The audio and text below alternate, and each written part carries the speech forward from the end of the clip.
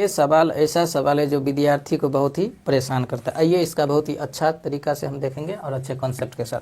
सवाल है कि 3 व्यापारी कुल 72,000 रुपया, 3 व्यापारी है जिसके पास कुल 72,000 रुपया है।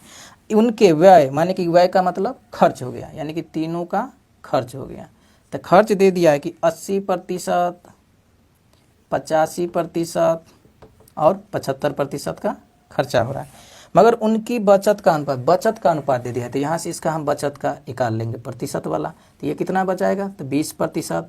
ये कितना बचाएगा, तो 15%। ये कितना बचाएगा, तो 25% बचाएगा। और जबकि दे दिया इसका तीनों का बचत, यानी कि प्रतिशत में ये बचाया है 20%, जबकि अनुपात में इसका वैल्यू दे दिया है 8 के बराबर। इसी तरह ये बचाया है 15%, जबकि अनुपात में दे दिया है 9 के बराबर। जबकि ये बचा रहा है 25%, जबकि इसका वैल्यू दे दिया है 20 के बराबर। तो तीनों का ओरिजिनल संख्या क्या करेंगे, हम निकाल लेंगे। तो 20 पंचे 100, यानी कि इधर 5 से गुना किए हैं तो इधर भी 5 से गुना कर देंगे। तो ये कितना हो जाएगा, तो 40। अब इधर काट दीजिए, क्योंकि ये गुना होकर के हमको नहीं पूरेगा 100। अब ये 5% हो गया, तो 20 मैंने 100 बनाने के लिए 20 से गुना करना पड़ेगा। तो ये 100% हो जाएगा। तो इसको भी गुना करेंगे तो कितना हो जाएगा, तो 60 हो जाएगा। और इसको 100 बनाने के लिए प्रतिशत को 4 से गुना करना पड़ेगा, तो 100% हो जाएगा। तो इसको 4 से गुना करेंगे तो कितना हो जाएगा, तो 80।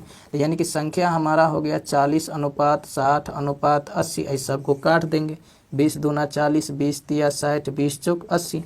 तीनों का मान दे दिया है 72,000, यानी कि तीनों का मान का योग है 72,000। तो इनमें तीनों का मान देखिए, तो 4 3 7 2 9, यानी कि अनुपात 9 का वैल्यू हो गया 72,000। तो अनुपात 1 का वैल्यू हो जाएगा 8,000 के बराबर। तो अब हमसे सवाल में पूछा गया है कि तो दूसरे परिवार की आय क्या है, तो दूसरा तो यही है 3। तो अनुपात 3 का वैल्यू निकालना है। तो 3 का वैल्यू कितना हो जाएगा, तो 8 3 24,000 रुपया हो जाएगा।